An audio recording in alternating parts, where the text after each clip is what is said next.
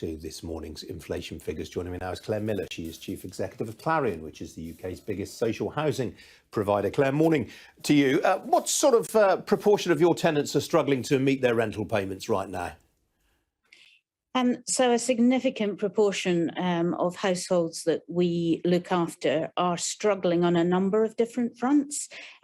We survey our residents every year, and last year 1 in 4 told us that they were struggling to heat their homes. During the pandemic, of course, the Chancellor provided some protection for the lowest paid households, and it's very unfortunate that that came to an end before the surge in prices that we are now seeing. Just to put it in context, Claire, how many residents do you have up and down the country? So we have 125,000 homes, around about 350,000 people live in our homes, and the average household income for a new Clarion resident is £15,000. So these are some of the lowest paid households in the country, and inevitably most household income goes on necessities when you earn at that level. There is no room for discretionary spend or even indeed luxuries. And what have you been doing with rents over the last few months?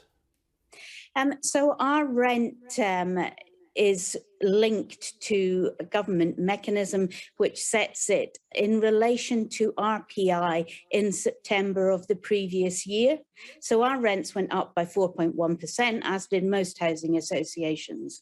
So you can already see that our residents who are discounted rents compared to the market are paying rents that are below the headline level of inflation at the moment. So RPI, as things stand right now, is 11% for April. I mean, hopefully it will come down a bit by September, but potentially you could be looking at some pretty significant rent increases later this year.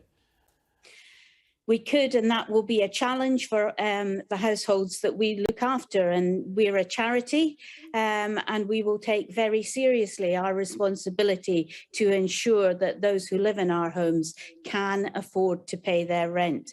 We do offer money advice, guidance, and debt advice to all our households. But increasingly, with inflation rising as it is this morning, confirmed at 9%, this requires government intervention. You're presumably then bracing yourself for an increase in bad debts.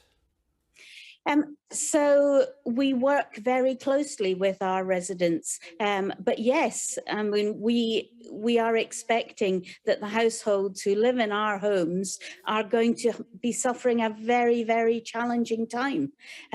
They will struggle to pay their rents, they will struggle to heat their homes, but above all else, they will struggle to feed their families as well. All right, Claire Miller, good to talk to you this morning. Thanks very much indeed for joining me. Thank you.